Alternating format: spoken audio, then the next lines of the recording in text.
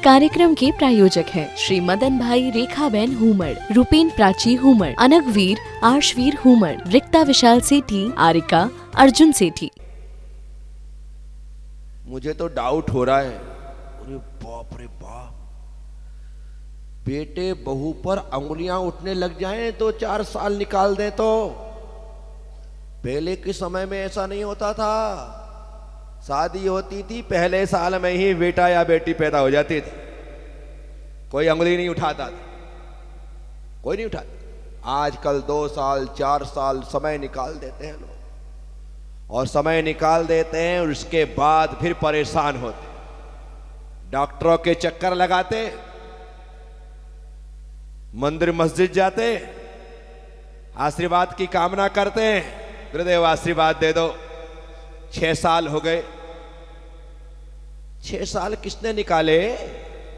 तुमने ही सोचा था कि प्लान अपन 2 3 4 साल तो एंजॉय करेंगे, मस्ती रहेगी, घर घूमेंगे फिरेंगे, कहां बच्चों की मुसीबत लो, उसके बाद सोचेंगे। तुमने सोचा था ना साथियों? ये बिल्कुल सत्य बातें मैं आपसे कह रहा हूं। जो आजकल जो सिस्टम चल रहा है ना, आप लोग जो सोच रहे हैं, आज जो सोच लेकर के चल रहे हैं, वो कितना सही है कितना गलत है, स्वयं को सोचना चाहिए। एक बार समय चूक जाए तो बाद में बहुत से लोगों को पछताना पड़ता है, फिर कुछ नहीं। एक समय होता है, एक सीमा होती है, ठीक है। तो खुशखबरी आपने दे दी, तो आपके घर में जिस दिन डिलीवरी हो उसके बाद से खुशियां बच्चे के आने के बाद 3 गुनी हो जानी चाहिए। दूसरा बच्चा आ रहा है तो 4 गुनी हो जानी चाहिए। अकेले थे तो अकेले की खुशी थी, 2 हो गए तो दुगनी हो गई, 3 हुई तो तिगनी, 4 हो गई तो चौगुनी। जितनी बढ़ते जाए उतनी खुशी बढ़ना चाहिए, तकलीफ ना बढ़े, अन्यथा बच्चों को जीवन में लगेगा हम माता पिता की खुशी का नहीं दुख का ही कारण बने हैं, वो उन्हें फील कभी ना हो। बच्चे चाहे बेटा हो या बेटी हो, 2 बेटे हो 2 बेटियां हो, 1 बेटा हो 1 बेटी हो, कुछ भी हो, संतान है। बेटी आए तो उसका स्वागत और बेटा आए तो उसका स्वागत।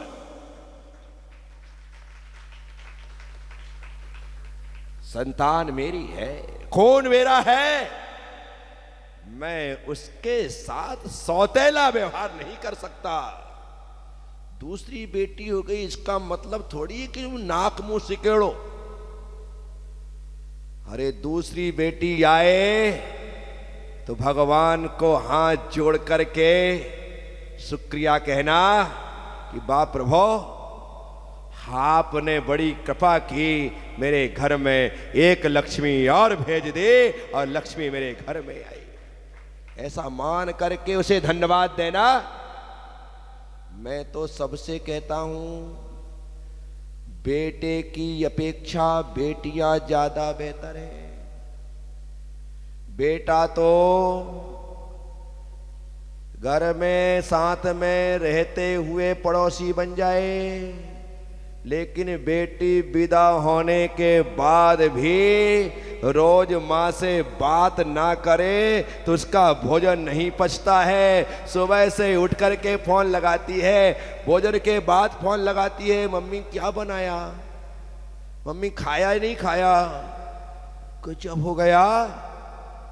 पीहर में रहती थी तब ख्याल करती थी, ससुराल आ गई तो भी मम्मी का ख्याल करती है। सिर्फ एक बेटी है जो दोनों परिवार को बैलेंस बना करके चलती है, उसे संभाल करके चलती है। इसलिए बेटा ना हो टेंशन मत लेना, बेटी ना हो तो टेंशन होना चाहिए कि बताओ मेरा जीवन अधूरा रह गया, बेटी से बढ़ करके कोई नहीं। इसीलिए ग्रस्त जीवन की पूर्णता बेटी से ही होती है। मैं आपसे कह रहा हूं, कभी भी अपने बच्चों को देख करके मुंह मत बिगाड़ना। दो बेटी है ना, बस एक ऐसा व्यक्तित्व जिसने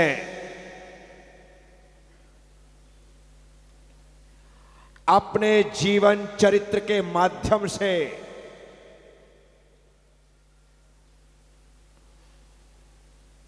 लोगों को सभी प्रकार की शिक्षाएं दी।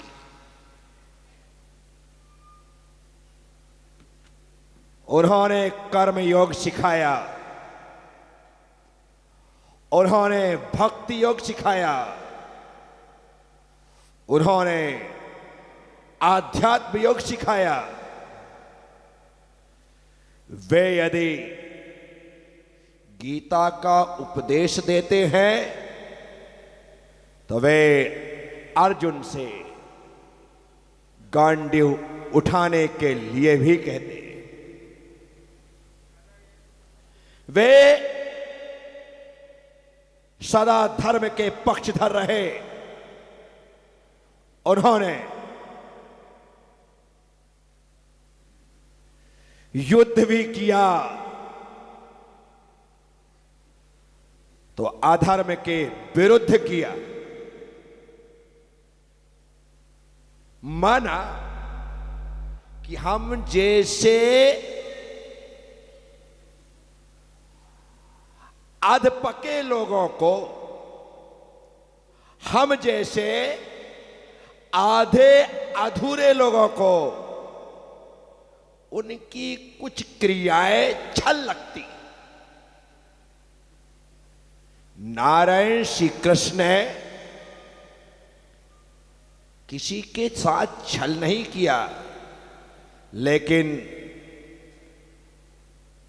छल को छल से जीतना पड़ता है, बल को बल से जीतना पड़ता है। जो जैसा करेगा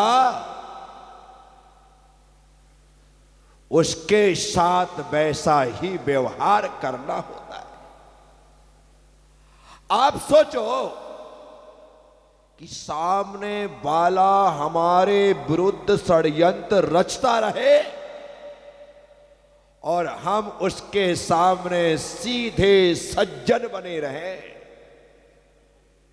नारायण श्री कृष्ण कहते हैं, यदि ऐसा करते रहे तो सदा सदा अधर्म से धर्म पराजित होता हुआ दिखलाई देगा।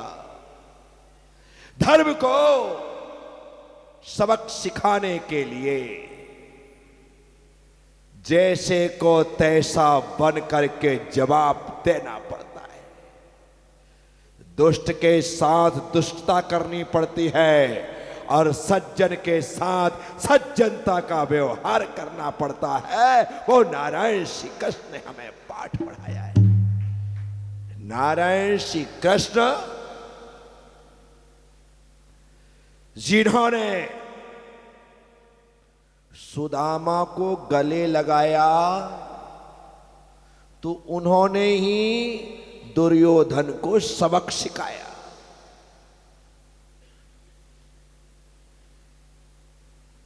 आप कह सकते हैं श्री कृष्ण की क्रियाचर्या भेदभाव युक्त थी। उन्होंने पांडवों का साथ दिया,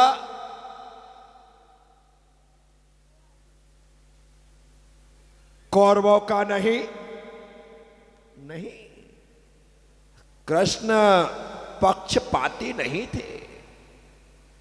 कृष्ण भेदभाव नहीं करते थे। जब अर्जुन और दुर्योधन उनके पास युद्ध के पहले सहयोग के लिए पहुंचे, तब श्री कृष्ण विश्राम कर रहे थे।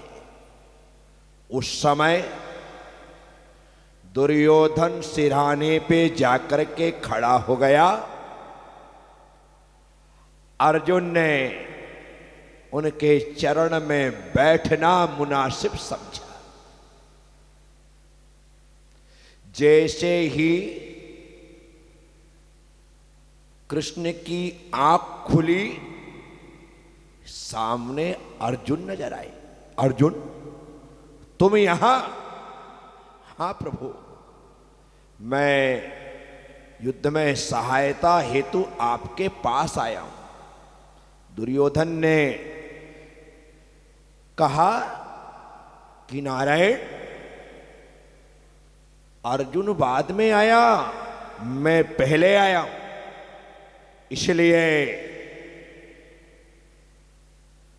सहयोग की भावना से यदि हम दोनों आए हैं तो मांगने का अधिकार पहले मेरा है। तब श्री कृष्ण ने कहा, दुर्योधन, तुम भले पहले आए, लेकिन मेरी पहली दृष्टि अर्जुन पर पड़ी है, इसलिए पहले मांगने का अधिकार अर्जुन को है। नहीं भगवान,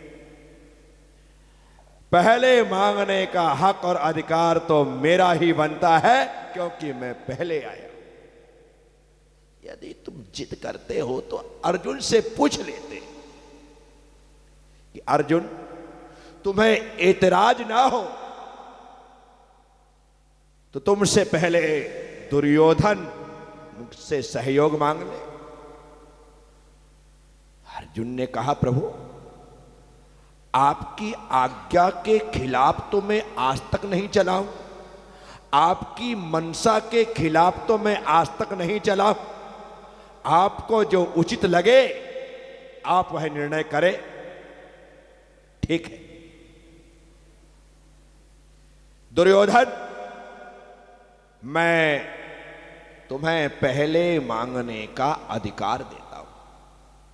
मेरे पास दो चीजें, एक तो मेरी अक्षौहिणी सेना और दूसरी तरफ मैं वह भी निहत्था, मैं अस्त्र शस्त्र का प्रयोग नहीं करूंगा, किसी के साथ मैं युद्ध नहीं करूंगा।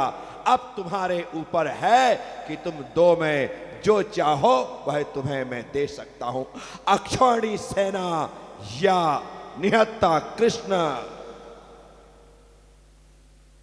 दुर्योधन को अधिकार है प्रथम मांगने का। दुर्योधन ने कहा, प्रभु, मैं आपसे युद्ध के लिए सहयोग मांगने आया हूं और युद्ध में ना लड़ने वाला निहत्था सैनिक काम का नहीं, मुझे तो आपकी अक्षौहिणी सेना चाहिए। कृष्ण ने कहा, तथास्तु, तुम्हें सेना मिलेगी। और कृष्ण ने अपनी पूरी अक्षौहिणी सेना दुर्योधन को दे दिया। अब अर्जुन से कहा, अर्जुन, दुर्योधन ने तो जो चाहिए था वह ले लिया, क्या जो तुम्हारे हिस्से में आया है तुम उससे संतुष्ट हो? तब अर्जुन कहते हैं, भगवान, यदि पहले मांगने का अधिकार मुझे दिया जाता तो मैं आपसे आपको ही मांगता। मुझे तो आप बिना मांगे प्राप्त हो गए हैं, मुझे तो आप बिना मांगे प्राप्त हो गए हैं। मुझे तो सिर्फ आपकी जरूरत है और वो आप मुझे मिल गए। आप ये नहीं कह सकते, अपने पास उठा लो ही पे, आप ये नहीं कह सकते कि श्री कृष्ण ने भेदभाव किया। श्री कृष्ण ने तो खुली चुनौती दी थी साफ साफ शब्दों में कहा था, तुम्हें जो चाहिए वह ले लो। अब यदि दुर्योधन को कृष्ण की आवश्यकता नहीं थी तो इसमें कृष्ण का क्या गुनाह? मैं आप सबसे कहता हूं, कृष्ण का जीवन चरित्र एकदम साफ सुथरा है। मैंने जब कृष्ण को पढ़ा, नारायण श्री कृष्ण की जीवनी पढ़ी, तो मुझे लगा श्री कृष्ण की किताब तो खुली किताब थी। वे सदा से शांति के पक्षधर रहे। उन्होंने कभी भी युद्ध को प्राथमिकता नहीं दी। यही तो वजह थी कि युद्ध के पहले भी श्री कृष्ण ने शांति दूत बनकर के युद्ध को टालने का पुरुषार्थ किया। यदि वे युद्ध चाहते तो उन्हें शांति दूत बनकर के जाने की जरूरत नहीं थी।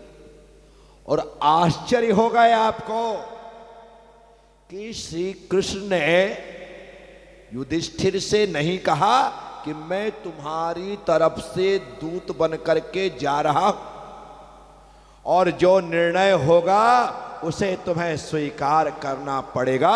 आप ही तो हस्तिनापुर पहुंचे, राजसभा में उपस्थित हुए और राजसभा में उपस्थित होकर के पांडवों की ओर से प्रस्ताव रख दिया, युद्ध समाप्त हो जाए, युद्ध न हो, इस कारण से प्रस्ताव रख दिया। और यह बोल करके रखा कि पांडवों की तरह से मैं प्रस्ताव रख रहा हूं।